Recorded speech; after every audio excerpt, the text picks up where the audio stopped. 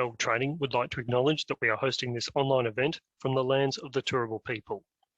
We also acknowledge the traditional custodians of the various lands on which you all work today, and the Aboriginal and Torres Strait Islander people participating in this online event. We would also like to pay our respects to elders both past and present, and celebrate the diversity of Aboriginal peoples and their ongoing cultures and connections to the lands and waters of Australia. Good morning, everyone. Sorry about all that flicking. My slide that was after the Zoom controls was in the wrong spot. Good morning, everyone, and welcome to today's webinar, 2024 Trainers Playbook, Balancing the Human Touch with Tech Excellence. Our presenters today are Jake Main and Alex Fuller. Alex is the dynamic head of customer success at Cloud Assess and a seasoned vet industry expert. His passion for leveraging technology in assessment shines through in his engaging professional development webinars. Jake is a dedicated customer success manager at Cloud Assess with an expansive background in teaching, customer service, and product management. Armed with a dual degree in behavioral studies and education, is tech savvy and people focused. Good morning, Jake and Alex. It's great to have you with us today. Thanks very much for the introductions, Erin. Good to be here and looking forward to the session. Thanks, Erin. That's all right. I'm just going to stop sharing so you can share your screen. Thank you. Okay. Fantastic. Hopefully everybody can see that. So we'll just do a quick test and make sure if you can't see it, just drop in chat and we'll remedy that nice and quickly. Fantastic, guys. So let's give you an overview of what we're going to cover today. Four main components of the session today. Number one, we'll dive into, what is a trainer's skill set here in 2024, something that's constantly evolving over time, something we need to keep up to date with. Number two is training and assessment, human versus technology. What parts of training and assessment, should we rely on humans to do versus the parts that we can get technology to help make our lives easier with. Part three, we're going to dive into strategies for time management. One of the big things with technology is it can take those mundane tasks away from us. We'll discuss, avenues that we can use technology to achieve that. And then the last one, part four, is the human and tech equilibrium.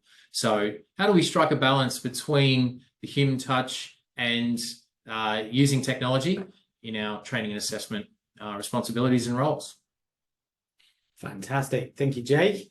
Moving on to a bit of an overview of the session, a bit of a background onto the sort of landscape of where we find ourselves in 2024. The trainer's role is very faceted. In the webinar, we're going to try and unravel some of the intricate layers of contemporary training with a bit of a focus on irreplaceable human touch and how best to balance that amid the technology advances. As we go through, looking at the framework and navigating the trends in training, technology, and engagement, it's going to be a really engaging session. There's plenty of polls to get involved in. We've got a bit of a funky word cloud, and we want this to be a really sort of engaging session where we're going to have a lot of input and interaction with yourselves as attendees. Myself and Jake, both have a lot of experience in the EdTech space. I've been working in the accredited training space for over a decade from a technology provider sort of perspective, but we don't have all the answers. What we're looking at today is getting that collaboration, getting different viewpoints and context and use cases really do impact how we're going to leverage and utilize technology to drive not only more efficiency, but better outcomes and better quality within our processes and really align to the requirements of a learner journey. So a lot of what we're going to go through today is going to be based on your input and your engagement. And we really do appreciate the share that you're going to have with the information and your experiences. Our experiences, yes, I work with a lot of variation in our client base. I've been exposed to a lot of different sort of transitions and process change where technology has been a very key driver. But at the same time, I'm very much aware that there's going to be a lot of use cases and a lot of scenarios out there that we will really need to consider to get a really rounded opinion and point of view that will help everybody take something away from the session. So that's our intent today. When we look at the trainer's role, it's forever evolving. So there's quite a bit of detail to break down the considerations we've got to have with that trainer role. So we will sort of spend some time into that point as well. We're going to kick off the session with really jumping into the first poll, starting with where do you feel, or what do you feel is the biggest driver of change in 2024? So we're going to launch that poll. I think, Erin, you're going to launch that poll for us. Fantastic. There we go. And just take a minute or two, to have a review of the responses there and submit your thoughts and feelings to it.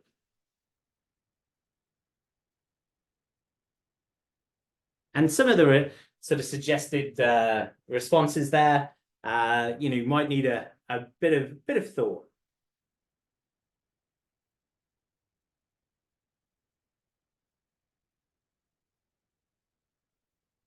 Okay. Just over half of you have currently polled, and that's rising quickly.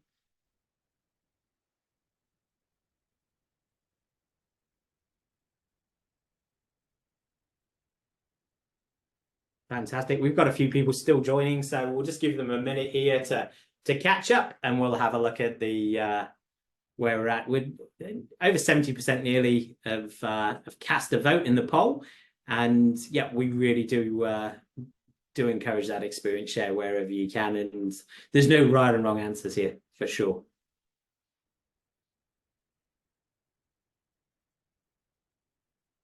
These results are being shared with them right now. Awesome. Okay.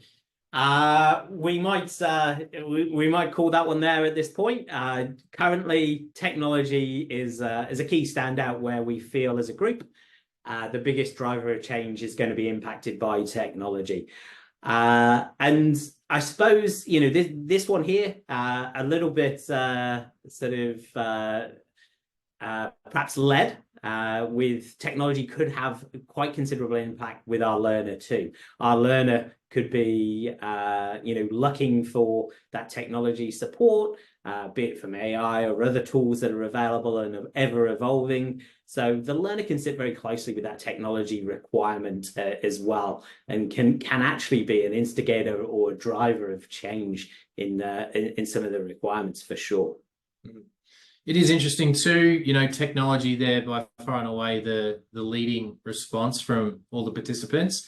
And it makes sense, the advances in technology also have a flow-on effect, a knock-on effect to some of the other responses in this poll. If we think about our learners, the advances in technology, mean that learners are exposed to this technology much earlier in their lives. So we're seeing that now with new generations coming through. A lot of them are very adept at using iPads and technologies like that. That's naturally going to have an effect on the way that we need to think about our training and assessment, developing activities and using tools that our learners feel comfortable using. So yeah, definitely interesting there. Awesome. We'll move in. So the next one, this is just a bit of a reflection, I suppose. A bit of a quote, which is Bill Gates, and I think this sets a bit of the scene that we're looking at when we break down that technology and that balance. So Bill, one of the statements: technology is just a tool in terms of getting the kids working together and motivating them. The teacher is most important. Again, I think this was very much in context. You can take that quote and you can try and apply it in different contexts, and it may not necessarily ring true in all instances.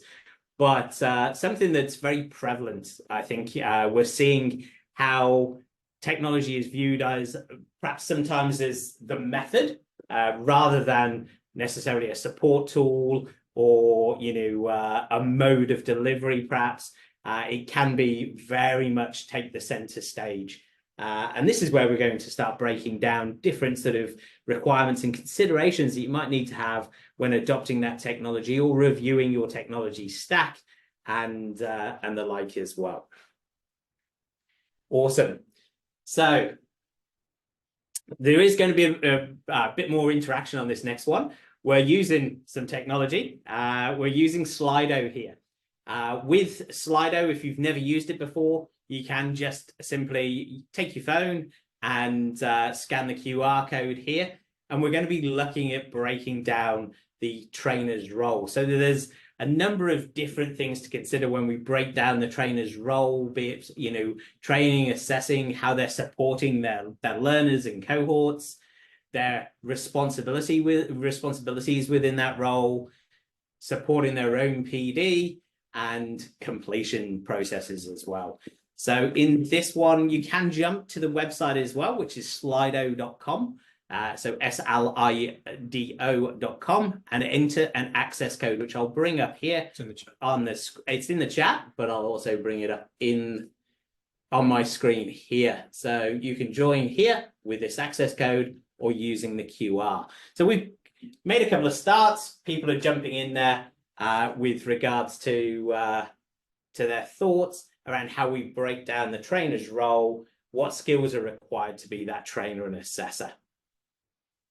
Patience, love it. Yep.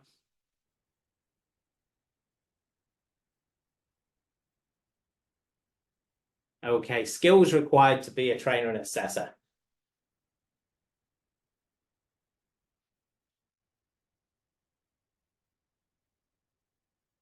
Passionate. Yep. Awesome. Some great input here coming through, folks.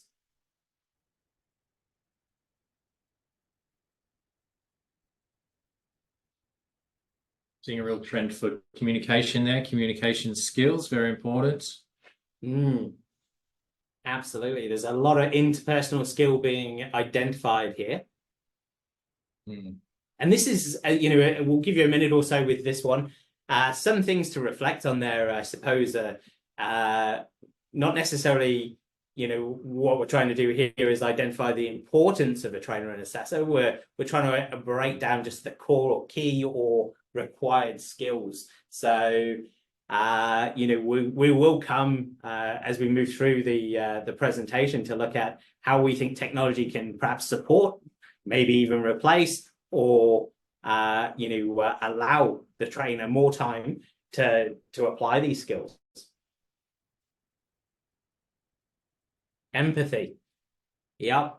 I'll share something with you there. I think that's where technology perhaps falls down the most.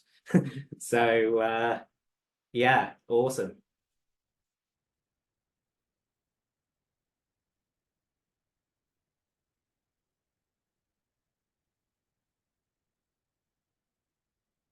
Fantastic.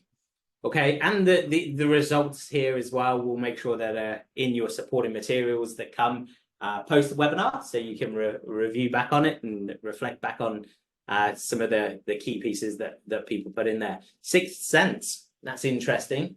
I've been testing and playing and seeing how AI can perhaps preempt things, or perhaps start towards take direction. And some of the tools out there are better than others at it, but I think they all fall short, perhaps.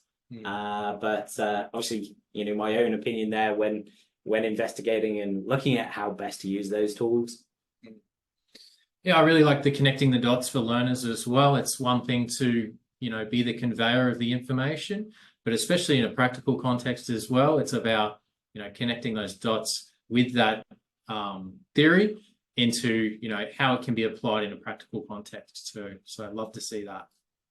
Awesome. We'll jump back into the slide deck and straight into our next piece of interaction. We're going to jump into a further poll and just get a flavor for the different sort of opinion that we have within today's session. And looking at the types of delivery methods that you might use. So I think, Erin, you're going to launch that poll as well for us. There we go. Fantastic. So when we're talking about training delivery methods,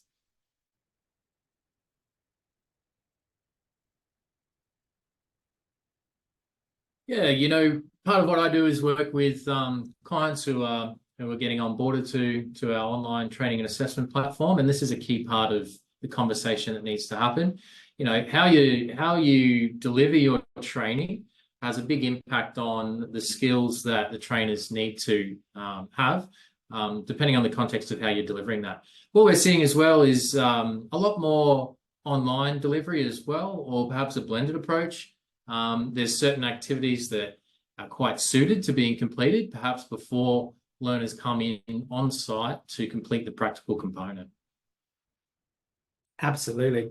And I think blended, you've got to be careful how you're describing blended delivery. Blended can be, mean different things to different models and different ways it's described. Well over sort of 50% of you, nearly 70% of you, again, have interacted and jumped in with the poll, and there's far more options that you could include in that poll as well. I see a number of them jumping into the chat there, and that's awesome. So I do appreciate the engagement piece that we've got. Interestingly enough, when we first started the poll, straight away 100% automated was the outright winner for a second or two, and that got me thinking very quickly on how I might address that. I can see that's dropped down to less than around 1%. And again, a lot of context there that might describe that as a very beneficial thing and not. But there's a lot of different sort of approaches and facets to break down of why that might be relevant or not. Fantastic. Interestingly, and this is a conversation I come across quite often, might be speaking to a prospect or even a client, and they've said, "Oh, my learners prefer face-to-face, or my trainer is, able to get over concepts better face-to-face." Does that necessarily mean we're using technology or not? We could be using technology to support those face-to-face delivery of knowledge, and we could use it to support our experience shares as well. It could be that I've taken my iPad out to the workplace and I've got Jake, who's a trainee, with me, and I'm showing concepts before I then perhaps demonstrate them and, perhaps place my trainee in a simulated situation or the like, after they've seen perhaps what good looks like and things to consider. So even when we're delivering face-to-face, this is not necessarily about what types of technology we're using. It's more trying to identify the different challenges and the different inputs we need to consider when we're designing our delivery approach. So yeah, absolutely. In the vocational space here, we have a winner, which is around face-to-face training is absolutely where we like to see our training delivery. Very closely followed, there's 1% in it with blended delivery. And that blended delivery, like I say, could be very different in how it's defined. But yeah, awesome. Awesome. Thank you very much for that one. One last quote. I promise this is the last. I was always told that a good presentation should have a good quote. So tech is an amplifier of good and not so good teaching. And I think this one really is a case in point that we see quite commonly. If we've got materials that could perhaps be improved, we've got resources that are perhaps a little bit lacking, we might come across staff or facilitators and trainers that perhaps aren't necessarily holding the right capability or skill to deliver their role. And that might include the training on how to adopt technology and get the most out of technology. The lack of quality in the initial process is amplified, is echoed through that change management piece when we start applying tech. So great foundations, great planning and review of capability is very, very important. Awesome. Okay. Oops, sorry. Need to learn how to use the tech. We'll move to the next next piece here. So embracing technology within the learner journey. And we've tried to break this next piece down to align with that learner journey. So the learner journey actually starts pre-training. We're going to be looking at the application and enrollment processes. We're going to be, post that suitability and eligibility review piece in the application and enrollments through to the training delivery, which, I'll share an opinion here. Perhaps that training piece is the biggest benefit and the biggest hindrance to technology if it's not delivered right with technology. I think very often, online learning approaches take away that practical element from the training of the show me and the demonstration and the human element that's sometimes required. So absolutely, training focus, the assessing piece, how we make assessment, how we bring technology into the assessment space, something I'm extremely passionate around. I've talked about it for decades. But assessment is so crucial and key to the vocational models. It's the output of what we do in the vocational space. So where there's a strong focus on the assessing processes as well, how we support our learner, how we temperature check that learner, handle sort of variation we have with that learner with reasonable adjustment and individualized support, feedback, coaching is, there's some fantastic opportunities with technology, but technology has to be applied at the right level, at the right time, with the right intent. And I'm a big stickler for ensuring the intent is right. Technology, we all know, can drive efficiency. We all know can give us fantastic interactions and engagement points that perhaps we can't create on paper. But at the same time, is our motivation for that change, why we're embracing the technology, necessarily well-founded? Some of the motivation for sure might be a commercial requirement. We need to be effective and efficient. Our competitor has got a fantastic interactive 360-degree video, VR experiences for their learner. Is the quality in that training, is the quality in those processes why we took that technology? Is there any sort of pros and cons? And what are those cons or those trade-offs? We're obviously changing or impacting the learner journey, and we need to ensure that we're doing it with the ability to improve quality. It shouldn't be at sacrifice to anything quality-wise, and right through to completion and beyond. So it really does have every step of the learner journey have an impact when we bring technology in, be it our initial view on the website of a course being marketed to us and advertised, right through to that aftercare beyond training and assessment and a result issue. Awesome. So from a training perspective, lots of trends. This one tends to be very quick to react, where we have trends impacting how we train. So our training models and our sort of approach to training, there's a lot of buzz always around training. It's a space where traditional sort of online learning and learning management systems focus. This is their core purpose, I suppose. So the training models, things to consider. AI. So the use of AI, again, coming back to the foundation of how we're going to adopt and how we're going to sort of really utilize AI in our businesses. I've seen some fantastic plans, some fantastic training to staff, team, and great coaching tools for learners. But in a lot of instances, embracing that AI tech or even trying to prevent its use comes with its unique challenges. Challenges that we're only really starting to understand and tease out.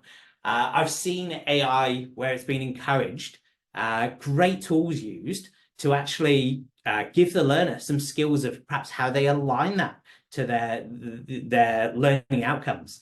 When we apply different prompts into AI, we get very different results.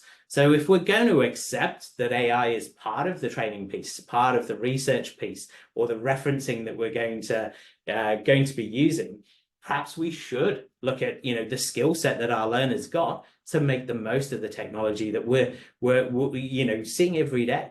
I've had lots of experience working with AI over the last 12 months. Really, it's still a very new and emerging technology, and it's getting better all the time.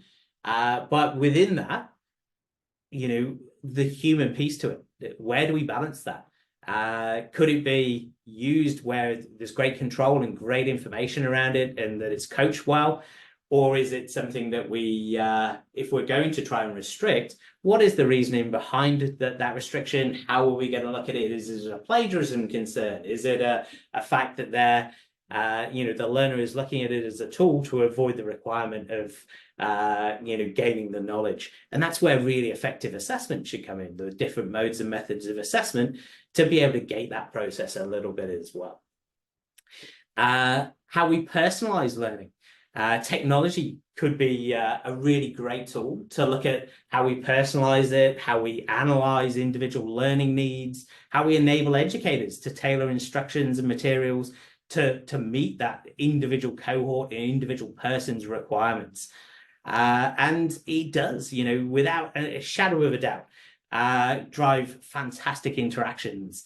The capability is phenomenal. On your mobile device, you can be projected into a 3D world and have superb interactions that, up until recent years, we wouldn't have thought possible in those sort of environments and scenarios. But again, is that relevant or suitable, perhaps, for the job that we've employed this technology? And is it adding value to a learner's journey and their learning process? I saw, and I'll quote some bad examples as well as good. I saw an example of a drag and drop interaction within some learning content that was in a carpentry package, and the learner was asked to drag and drop tools and equipment, one including a hammer onto a nail. When we're talking about practical and vocational learners, is the learner really gaining skill and knowledge from that interaction? Or is it something that we've put in there to compete with our competitor that's got a really interactive process? Why did we employ the technology for that scenario? What were we looking to achieve? How does that map to our, to our learning plans and our training assessment strategies? Is it there as a gimmick? Is it there to compete? Is it there to add quality and value? So you really do have to analyze not just in your materials and tools, but the process that we're looking to achieve out of it. And that isn't necessarily the worst example I've seen either. But and I'm sharing my own opinion there. I didn't rate and value that because I couldn't understand why it had been employed. I felt that we were doing that within the training materials because we were removing that from the practical sort of work-based or scenario or demonstrations that I would like to see trainers applying their experience and skill to support that knowledge within their learners. So yes, technology for technology's sake, perhaps sometimes. With regards to some of the trends there, it's having the effects. Technology itself can actually give you great data to see its effectiveness, and that effectiveness again comes back to why did we employ the tech? Why did we? Are we effectively doing it because it's more efficient, because it's more cost effective, because we tick the box? Or are we doing it, in the data we're analyzing, is it based on that quality framework? Awesome. Next, assessing. Jake, do you want to? Yeah, so second point here on assessing, in terms of using technology to help us with assessing, obviously technology advancements can really support this process. And we see that features like auto marking questions, for example, even multiple choice quizzes, which are auto resulting in total as well. Great examples of how technology can ease the burden of that responsibility from the trainer. And keep in mind, it's just one assessment tool in what should be, a range of assessment tools that you're using as part of your training. So certainly a place there for these, for the use of technology, as long as we're also, finding the right balance with the other assessment tools as well, where we're getting hands-on, where we're getting in front of the learners and really seeing their skills in practice. So yeah, it comes down to the efficiency, rules of evidence, and also principles of assessment. So we've got some bullet points here around principles of assessment. Looking at fairness, flexibility, validity, reliability, and we've just got some ideas here around what the tech can do for us versus what the human should do for us. So if you feel, let's have a look at these tables here, and if you feel there's something missing from the tech column on principles of assessment, let's put it in the chat. And same for the human column as well. So yeah, keen to see your thoughts on in terms of principles of assessment. What does the tech do for us? What do the humans need to do for us in that regard?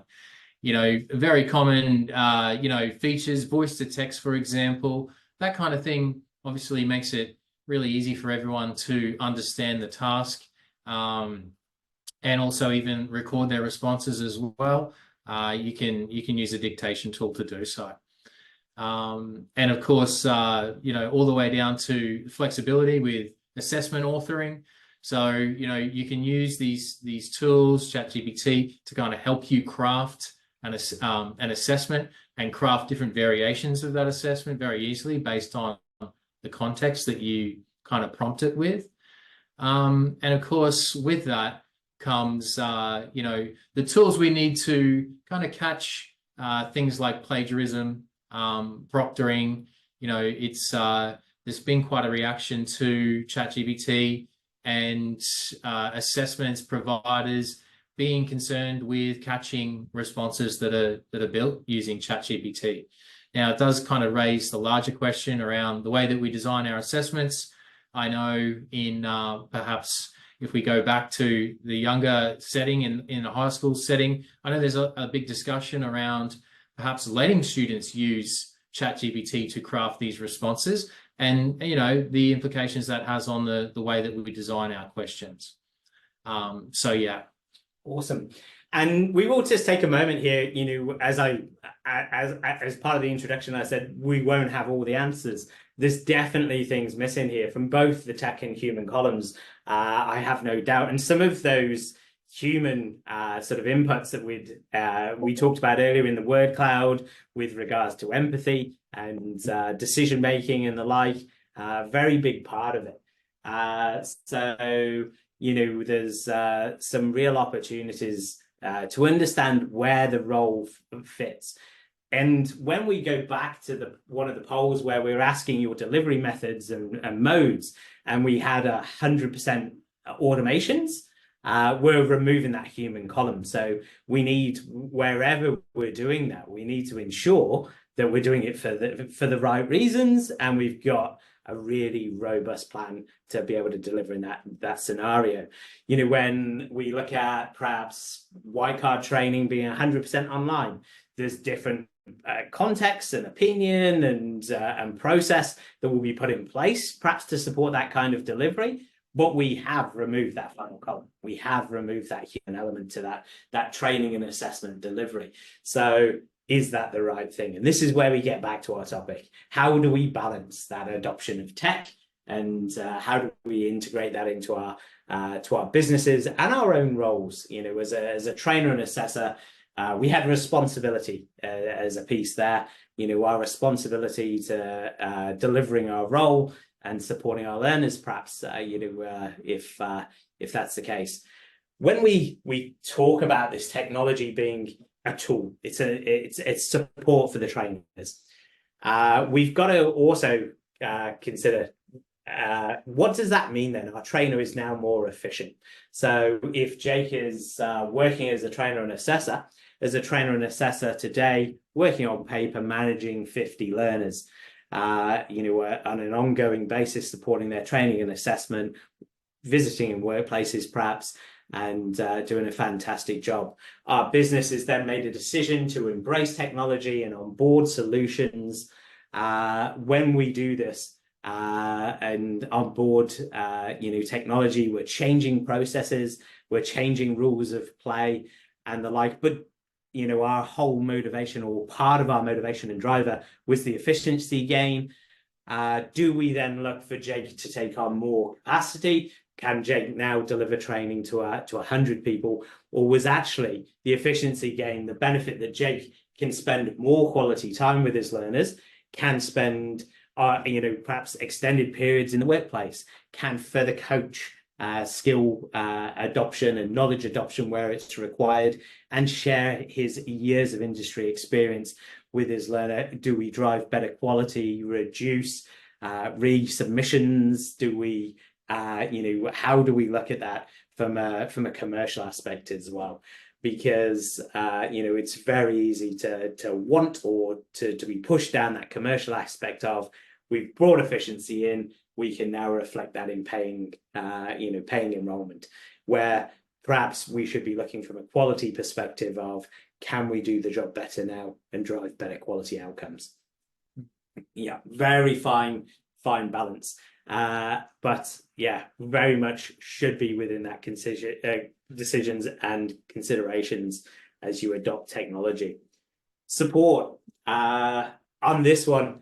Proactive support, it's absolutely something that has an opportunity to improve across most models. When we've been working with software in the educational space, we've definitely had support as something very core to our belief. That fantastic service support and aftercare is something we're extremely passionate around, because we know it drives better outcomes for our client base and therefore their clients too. That support model, we've tested chat AI bots and all sorts of things, again looking for efficiencies and the like. Yeah, the opportunities with support, not always driving the best outcomes, not always improving quality.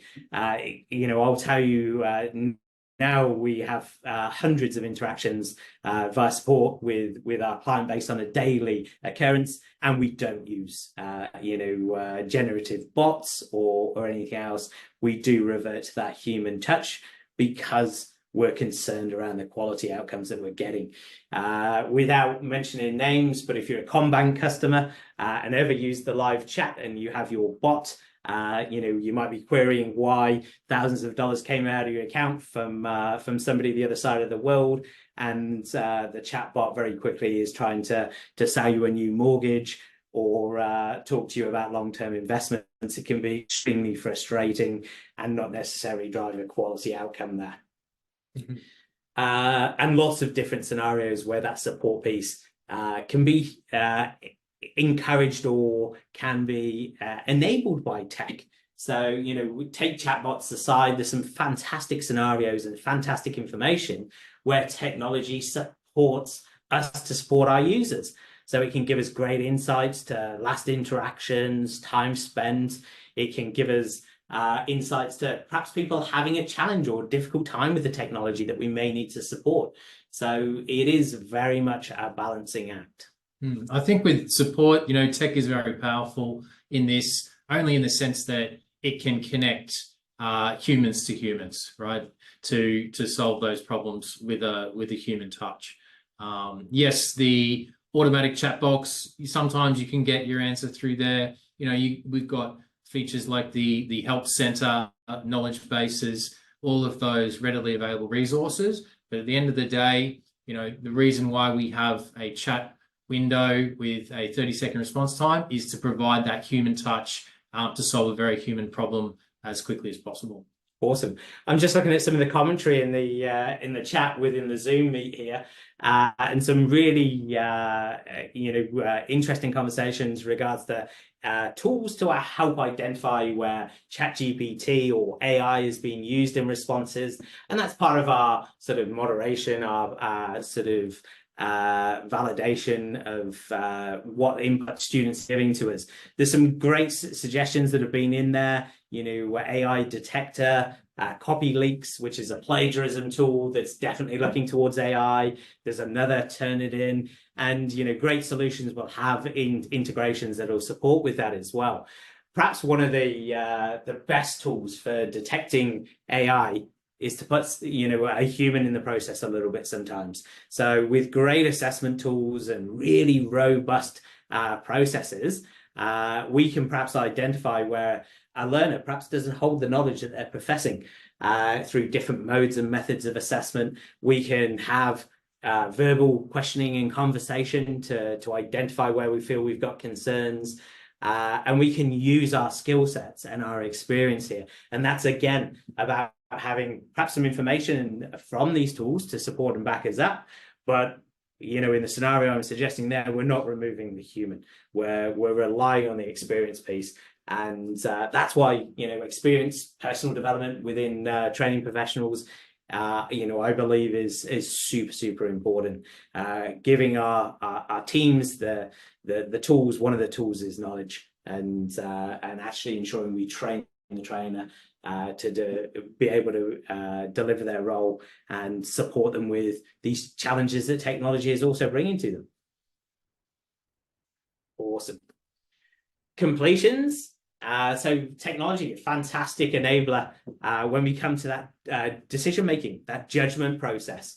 There's tools available within the decision making process that technology can really enable, rather than looking back through 3 or 4 modes and methods of assessment on paper and identifying responses, questions that were mapped to certain criteria of a unit and how the learner or the learner's assessment supported that one. It's really, really great use of technology where we can get those sort of overviews of previous judgments made through the assessment process before awarding a final outcome, a final judgment of competency on the unit. We can see and access evidence that we might not been able to gather previously as well. So evidence such as video and the like can be great supplementary evidence to supporting with our judgments. And evidence can be easily recalled and reviewed with the application of technology. Moving on to sort of completions, and we talk in the world of digital credentialing or badging. Digital credentials and badges, they're a great enabler for the learner. Learners can nowadays, in their place of work, have a live sort of competency passport where they can review, they can share competencies and skills that they've been issued, and that could even be at the unit of competency level, perhaps giving them the ability to socially share and interact with peers in a fantastic way. Something that we couldn't do with a traditional statement of attainment. The concerns and with that process of validity and controls need to be in place. And there's definitely a debate out there. Is this the right way to go for perhaps certificates and statements of attainment in the vet space? Do we value this, and do we have the necessary controls and validation that we would expect? So there's definitely some research there, but some big wins can be had by the individual business and your learners for sure. And obviously, efficiency, again, no double entry, no manual entry of data in a lot of instances. Great tools in your software stack that talk to each other, have fantastic integrations and the like. It's a big, easy benefit of tech. Cool. Do you want to?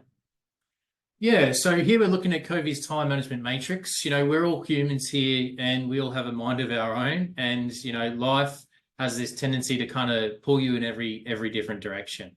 So what we're looking at here is the matrix. You've got your 4 quadrants, and we want to kind of hear from you around where does the majority of your time go in kind of your day-to-day work in training and assessment. Quadrant 1, just take note of the headings here. Quadrant 1 is in the urgent column, and it is also in the important row, right? So quadrant 1, this is like responding when there's a crisis or something pops up that's super urgent, maybe deadline-driven projects. Maybe, quadrant 2. This would be considered non-urgent, but very important, and it really focuses on the prevention of issues arising, relationship building.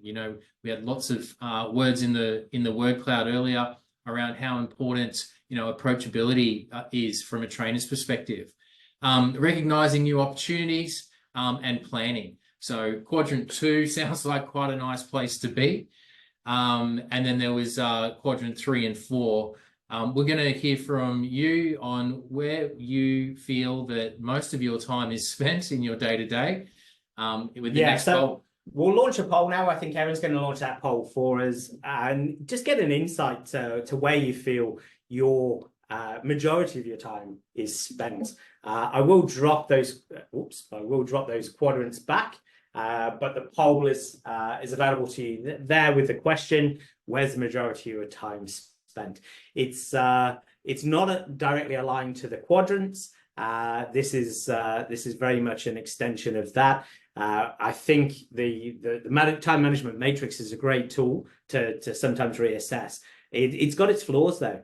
The matrix, we're all going to place ourselves in the place that we want to be, not necessarily necessarily truthful to ourselves. It's a great tool for 360-degree feedback if you're using this internally, for others to place you in quadrants as well. It really does give you a bit of an insight to perhaps where your challenges lie. But yeah, we've got interesting results coming through already from the poll. Please jump in, engage with us if you're on the webinar here. We've got just ticking over 50% of people have engaged with that latest poll.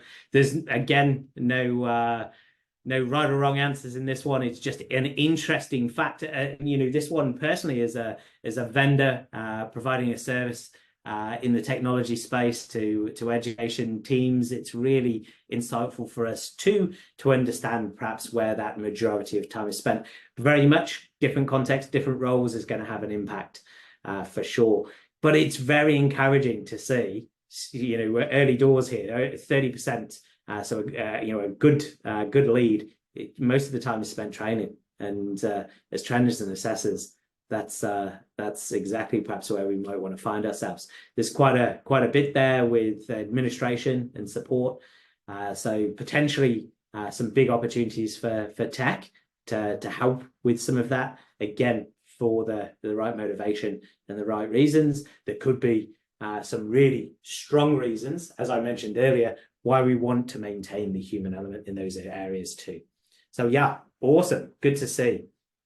And those results will be shared from the poll.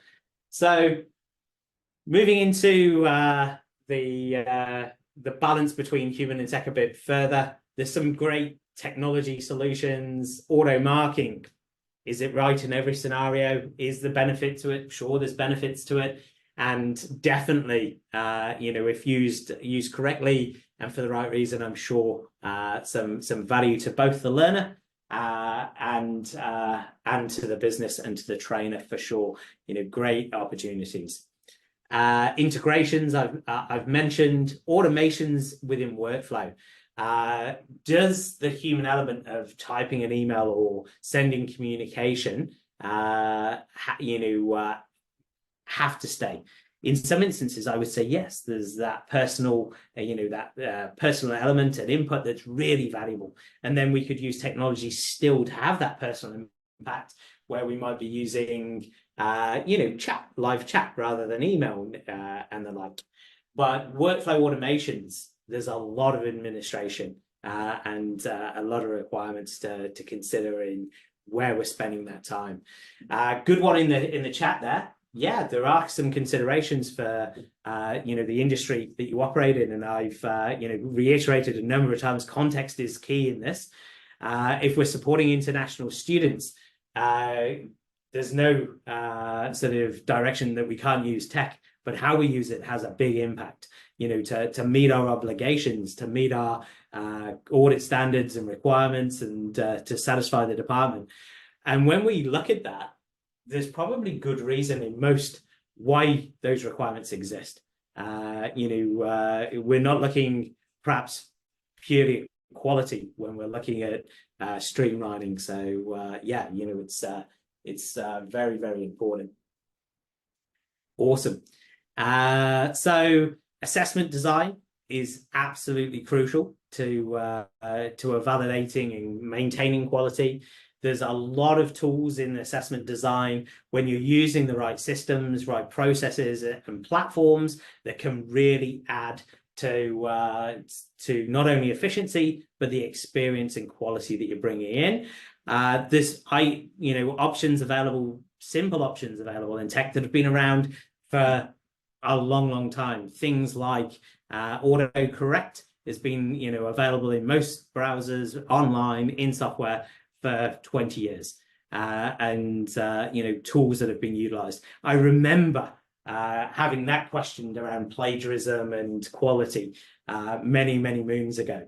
So lots of opportunities for things we perhaps take for granted that is supported by tech, and a lot of low value processes that are repeatable tasks that should be automated, that our systems need to align and be able to provide that benefit and value to as well. Some of the tech concerns. So with some of those tech concerns, those concerns are growing and changing all the time. 2024 is going to come with its own challenges in tech, but things that have stayed consistent regardless of the solutions, the adoption of AI and the advancements made, the fact checking sometimes requires some decision making on a human behalf to really dive into it. The ability of removing or the lack of human touch. Let's sometimes take a step back. COVID was a big piece to force us all into the adoption of technology, perhaps. And COVID was a rather unique driving force. As a vendor in tech, there was a lot of good things and a lot of bad things with COVID. I'm sure we all had mixed impact on COVID.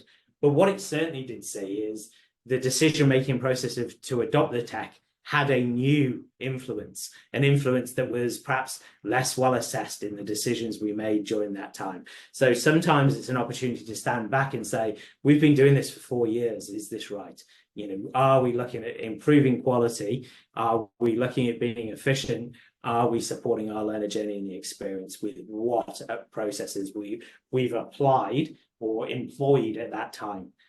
Still think there's plenty of work to do in industry there from some of those knee-jerk or snap decisions that were made around that time. Obviously, as part of the introduction, we mentioned I'm head of customer success here at Cloud Assess. I'm very much a strong advocate of employing tech for all the right reasons. And we've got a solution that is built fit for purpose to be used in the vocational setting by RTOs and the like. A lot of the sort of key call outs that we've got, and a lot of the information that you've added through the word clouds and the like, we've got solutions that will be part of the support package that you'll give with your learners and stuff. One extra value piece that I'd like you all to sort of consider. We do have a very extensive content library where you can enroll yourself or your team for no cost in some great resources and courses.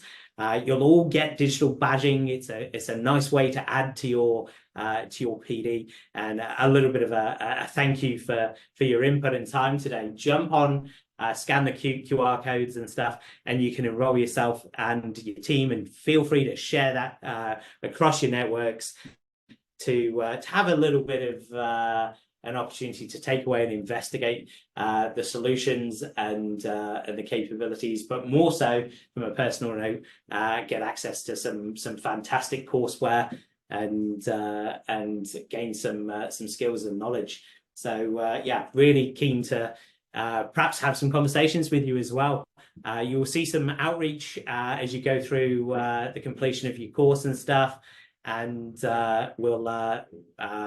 I've just seen anybody struggling with a QR code on the screen now. I'll drop a link to our course library in the chat as well, and we'll also make sure that it's in your resources as a resource pack as it comes through.